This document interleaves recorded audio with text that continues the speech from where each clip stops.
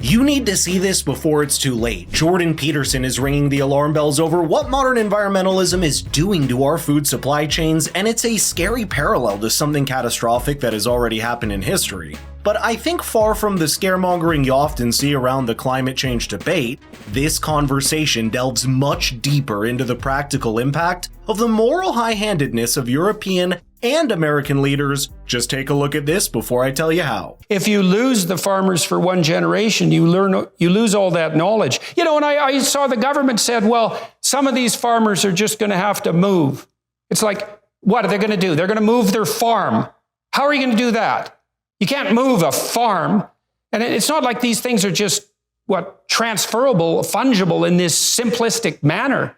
And so, it's such a form of insanity, and it's all justified by the fact that these half-wit globalists are claiming constantly to be moral because they're saving the planet. And I know this literature. I know the planet-saving literature, let's say, because I studied it for about 4 years and in some depth, and I think I found the world's thinkers who thought this through properly, and that would be Matt Ridley and Bjorn Lomborg and Marian Tupy, most particularly, and all three of them, and I would put Bjorn Lomborg at the top of that list, those thinkers knew something fundamental and something so bloody optimistic that I couldn't believe it was true when I first encountered it, which was that if we really want to reach a kind of sustainable harmony with the planet, the best way to do that, absolutely obviously, is to distribute autonomous free market systems as widely as possible, and then to get people everywhere in the world as rich as we can, as fast as we can. Because the biggest contributor to environmental degradation isn't industrial development. It isn't the efficiency of the Dutch farmers. It's absolute bloody poverty and privation, and the probability that people at the bottom of the economic distribution are going to fall into these catastrophic positive feedback loops that you described and devastate and lay waste to everything. As soon as you make people rich, the data on this are crystal clear. As soon as you get people up to about $5,000 a year in gross domestic product, they start caring about the environment locally and autonomously. And so, we're in a situation right now where if our leaders weren't so concerned with scoring cheap reputation points and being hyper-moral in their ignorance and pretentious in their global ambitions, we could be working towards a world where everybody had enough food and enough education and were simultaneously inspired on their own account to engage in the kind of environmental stewardship that would leave a good planet for their children and their grandchildren. We could have our cake and eat it too, And yet what we're doing is we're breaking the supply chains and dooming the poor and fostering what's going to be a mass migration into Europe. And that's just going to be a bloody catastrophe. And I hate to see this, and I hope I'm wrong and I'm just being paranoid, but I don't think so. He's actually not being paranoid. The fact is that in the last 4 years alone after the pandemic, we've seen a massive slump as a greater segment of the population finds itself food insecure. Can some of that be attributed to the disrupted supply chains as a result of the lockdowns? Perhaps yes, but one thing is clear, the kind of resurgence we should have seen in the food and agricultural sector of the countries like Germany and the Netherlands was capped by environmentalist regulations, and the result is as terrifying as you can imagine. In 2021, after the pandemic, the number of people facing a severe hunger crisis in the world increased by a massive 150 million to more than 828 million people. Today, that number stands at over 700 million people, which just goes to show how disturbed supply chains from the pandemic, compounded by bad policies, have undone decades of work to lift people out of the well of poverty. Isn't it a sobering thought that practically all famine and hunger that exists in the world right now is a result of human action or incompetence rather than genuine food shortage? When Jordan Peterson mentioned people like Bjorn Lomborg and Matt Ridley, I think anyone familiar with their ideas can draw a common thread between them to the solution needed for the impact of climate change policies. Simply put, both of these thinkers take a bottom-up approach by advocating for local bodies, individuals, and communities to decide for themselves how to keep the environment clean, rather than have massive top-down national governments enforce one-sided policies from high above. That's the bottom-up approach you see with facts like humans starting to care about their environment when they escape desperate poverty. Unfortunately, that's a perfect description for what seems to be happening right now in a country like the Netherlands, which is the world's second largest exporter of agricultural products after the United States.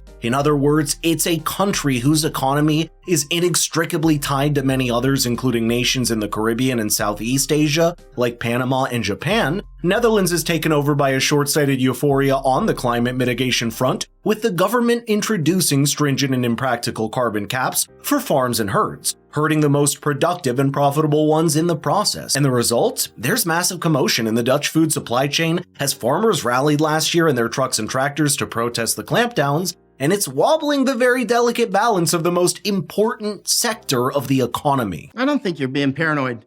That started in Canada, jumped over to the United States. It's over here now. I mean, it's really growing. This courage is spreading. And so, and you see Italian farmers, Spanish farmers, people are rising up. And the more they realize what's actually happening, because, you know, the man behind the curtain is the WEF, the World Economic Forum. Of course, we're going to have to deal with China. But at this rate, look, if Germany falls from these energy issues, which is looking pretty likely at this point, China is going to peel off the rock too, right? As are we economically, right? So, for sure. Yeah, we cannot sustain. We cannot sustain the collapse of Germany. That's absolutely 100% obvious. That would be an utter bloody catastrophe. If Germany collapses, EU's gone, right, for a while, right? And I mean, the EU will probably dissolve. That's my guess. I don't know. We'll see when time unfolds. But obviously, that'll take our economies with it, and China, right, and Japan. And of course, Japan imports, what, 60, 70%? All these island nations, an island state like Hawaii that import, 90% of their food imported, right? They are going to be in for a world of hurt. Japan imports most of its food. I don't know if there's a more intelligently and compassionately and justly civilized country in the world than the Netherlands. So let's think about that country. I mean, first of all, it shouldn't even exist. The Dutch had to literally drain the oceans and build walls just to make the country exist. And believe me, man, you bloody well better be organized in order to do that. And they did that hundreds of years ago and put together this unbelievable system of irrigation and drainage that ran on those amazing windmills, which are technological marvels. And Dutch society is unbelievably civil and peaceful and productive and interesting and culturally vibrant. It's a great country. It's a stellar miracle, as Ayaan Hirsi Ali pointed out when she moved there from Somalia.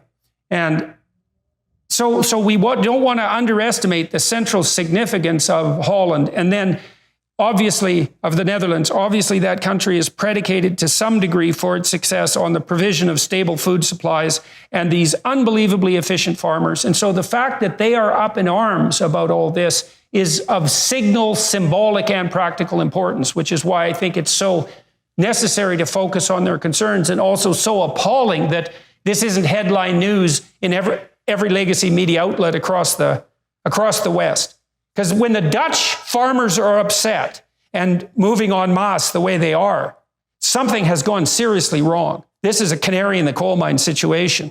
And honestly, they're not just upset, but sending out a distress signal to the rest of the world for something it better listen to. We've seen before how government meddling in a flourishing private agricultural system can do, which is what happened in the early 1930s in Soviet Ukraine in what is called the Holodomor. It was the biggest man-made famine in human history, taking the lives of around 7 million people in a single year. Sure, at the time the reigning ideology was different. It was a collectivization of farms driven by communism, and it ended up tipping the vital balance of the world's largest bread basket. But right now, there's something similar happening under a different garb and using different techniques in the Netherlands. It's not driven by a need to collectivize, but to control. And it's not driven by communism, but the new ideologies built around environmental doomsaying. In the end, it's not the farmers that are going to be hurt, but the entire global economy as the ripples move out from that vital food sector. That's why the Wall Street Journal called Europe's Green New Visions as the foe to the Dutch farmers. If there's one thing that all of this reveals, it's that the elites at the top making the decisions care more about serving an agenda